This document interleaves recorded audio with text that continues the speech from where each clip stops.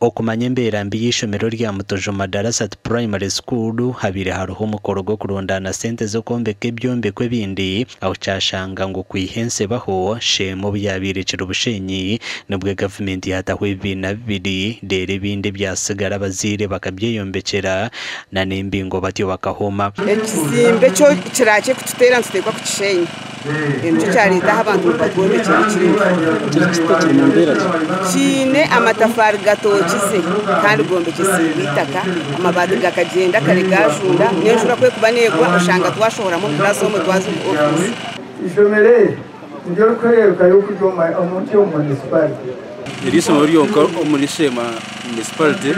cyo kumara namasha awarga aisha mwe kutajana kukoma abana bitu rwa gatanu bamara bakantu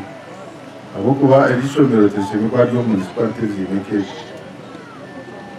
municipality yamara imyaka engari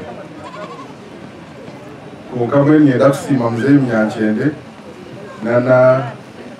umwamu wanje ngo akatandika ishomero abiciro kwataho batwara ubujunanzi babarishikeho barebe ekishemeriro gukora bacikore ahabo kwenda abana bitu bashomere umumbairo n'umuntu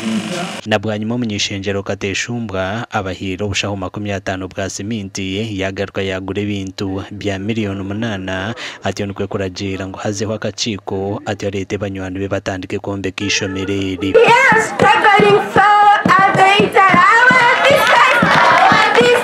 Kateshumbwa atirehe birabiri na bishatu by'ukwezi kwa 8 umwaka w'2024 abana baba bari mu cyumuro ngo ebyombeko byona bishenyweho ngo nuwe arukumanya uko barayombeke bisya ndero Mutojo Madarasat Primary School ekarwo munako amakuru agagasha kwa Michael atwakire.